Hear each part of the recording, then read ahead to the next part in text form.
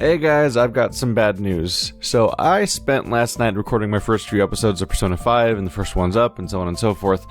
And I get up in the morning to see this. What you're looking at is a portion of a post on the Atlus website, and there's a little bit more above and below this, but not much. You can read the rest in its entirety if you want to, but this is the meat of it. They're more or less blocking Let's Plays, more or less. So unfortunately, for once, I just can't promise to finish a game I'm starting, which I like to do. I don't like having stuff just stop. But now I find out about this, and I'm rather displeased because I already bought the game and I'm already starting the series, and they kind of waited to show this up and everything.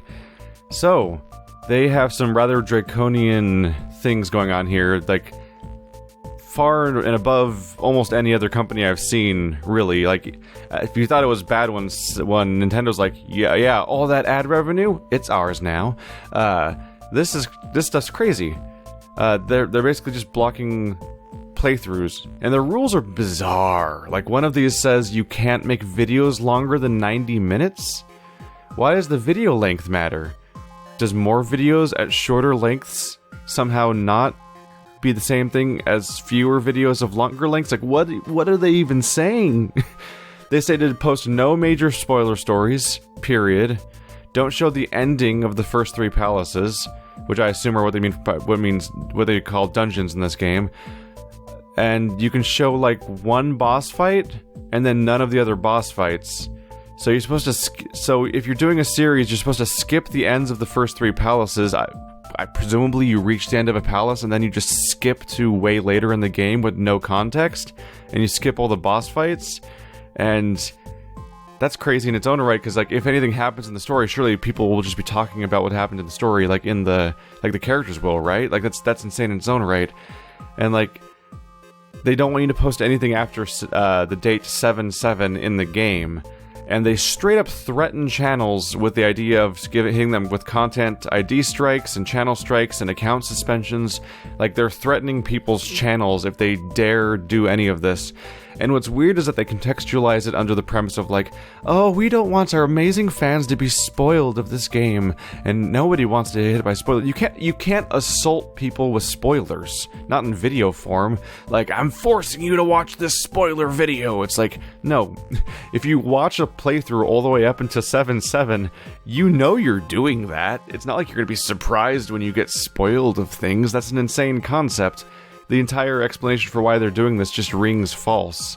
It instead just seems like it's an attempt to be like, to force people to be their piece of their PR arm, basically, and say, well, this playthrough stops a third of the way through the game. I guess you've got to buy it now. But yeah, this is a mess. This is a mess, and if I had seen this before the game came out, I would have never purchased it. And I would have completely abandoned this franchise. And this is, now I'm a little trapped, because I've already started, and then here this is. So yay.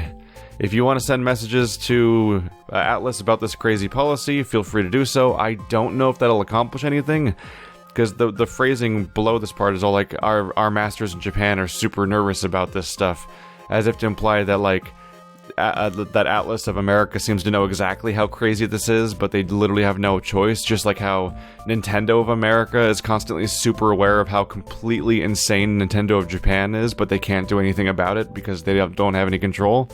That it seems like that's happening here again.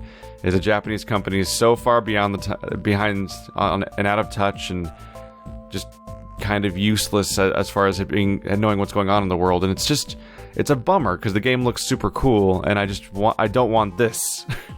Because not only does it suck to have the idea of like having my series canceled, or even my account penalized for covering this game, which, by the way, is something that has never happened.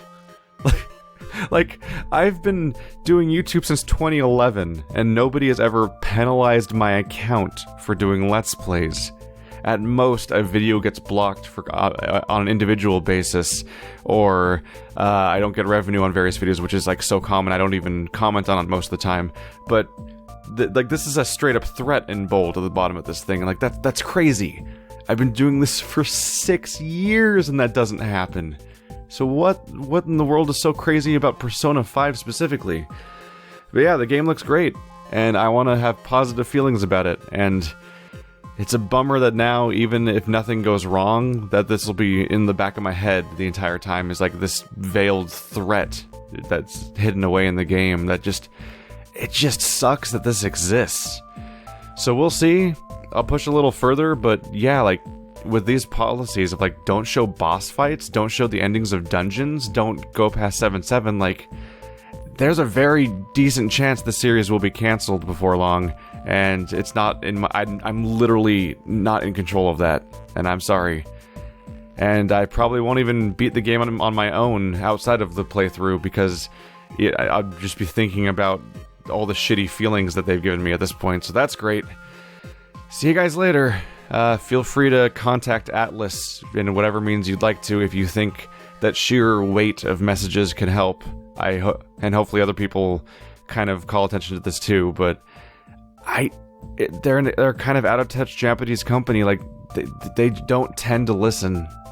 Sorry to be cynical, but I don't think that they will care, because they've already convinced themselves of their answer. Alright, see you next time.